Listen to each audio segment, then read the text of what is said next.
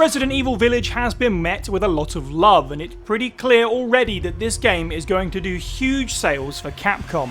A lot of people have played the game in its first weekend, just judging by Twitch alone, which is of course great, but you have to wonder if every player picked up on the tiny bits of detail, bevy of references, and one big cliffhanger the game left for us to discover.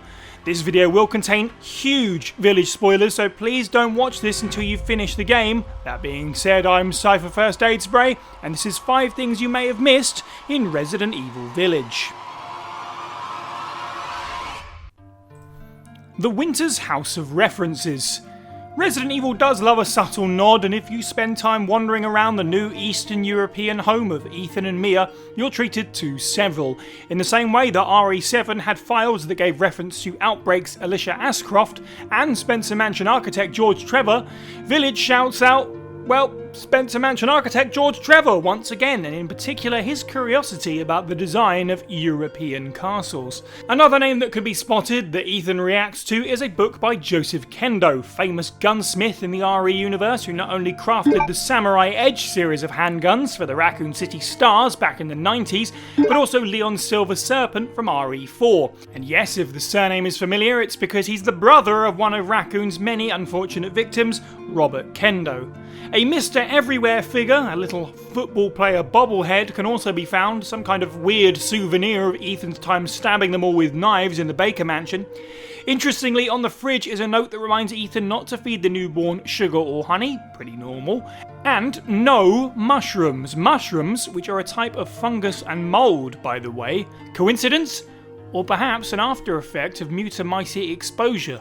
Perhaps Little Rose has an allergy, unlike Little Leon, who does not have an allergy, despite so many taking this April Fool's Resifax tweet we did at face value. The Baker Report.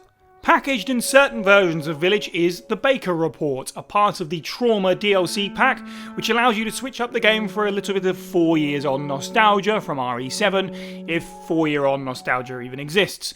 But among a gun and a model swap for the typewriter is an 80-page report about the Baker House incident that adds a ton of more info on top of the newspaper Ethan has in his home that implies a massive cover-up. Written from Zoe Baker's perspective, it reveals that she's now a reporter in New Orleans who has very little contact with the Winters family as they are under BSAA witness protection. Her investigation centres around the media coverage of the incident as a gas leak, and the reasons for this, namely that the BSAA's botched infiltration of the Connection's Munich hideout was what caused Evelyn to escape to America in the first place. With this mistake, it's the BSAA who orchestrate the cover story rather than take responsibility, which causes Chris to go rogue. It doesn't unfortunately shed any light on the BOW soldier from the end of the game though, but it does name drop Brandon Bailey and reveal him as the founder of the Connections. Brandon Bailey, a name not heard in the RE canon since Resident Evil 5, as the director of Umbrella's African laboratory during the discovery of the progenitor virus. Weapon designs. These two are rather minor but cool all the same. The werewolf mouldering Colt revolver that players find after taking down Moreau, referred to as the Wolfs Bane, features a Latin inscription that reads Fiat Voluntas Tua, which translates to May Thy Will Be Done, a pretty badass phrase to be wielding at giant hairy monsters. But one much cooler and a nice surprise throwback is the optional grip that can be purchased for the M1911 handgun, which features, of all things, the Lure of a Bee icon from Resident Evil's 2002 remake. This in itself is a neat through line, as the two magnums in that game featured Spencer's crest from the Spencer's Key item, and the magnum in Resident Evil 0 also bizarrely was embedded with the unicorn medal from the original Resident Evil 2. References in dialogue.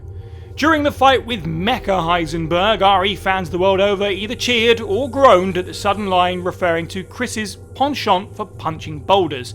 Since it's a pretty big meme, I imagine most folks know that this is a not so subtle and completely fourth wall breaking reference to a segment in Resident Evil 5, where Chris literally punches a boulder out of his path.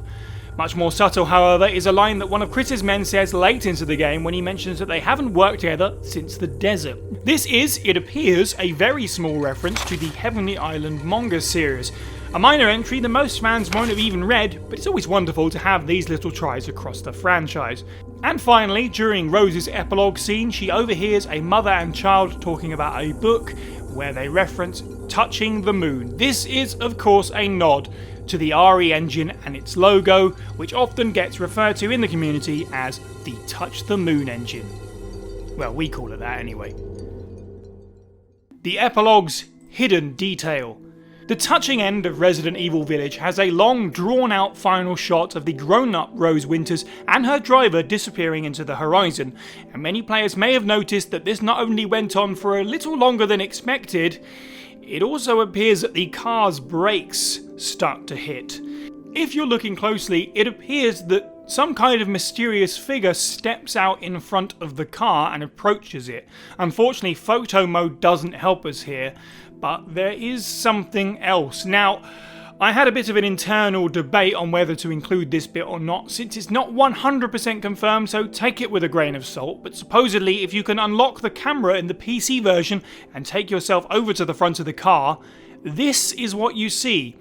If that's Ethan's character model and he truly is alive, then it perhaps adds weight to Rose not only talking to the grave, but also the line "I know" when she's told she's just like her father. Because even with the Megamycete gone, it's certainly possible that those who interacted with the Moulded are mentally bonded. But again, this image isn't necessarily confirmed and it may just be a stand-in for something. After all, a train passenger in Resident Evil 3 Remake saved time face capturing someone new and was just Leon's twin brother. And furthermore, this scene takes place decently far into the future, 16 or something years possibly, well, less depending on if Rose ages rapidly like Evelyn. And considering that Resident Evil has post-credit scenes that it hasn't followed up on from 2020, 2015 and 2012, it may be something we don't hear about for a long time. Or ever. Those were 5 things, well, actually a lot more than 5 things that you may have missed from Resident Evil Village. Let us know what you thought in the comments below and what other cool references and tidbits of info you dug up on your own journey. Subscribe to stay up to date with all of our Resident Evil content. Thanks for watching and have a good week.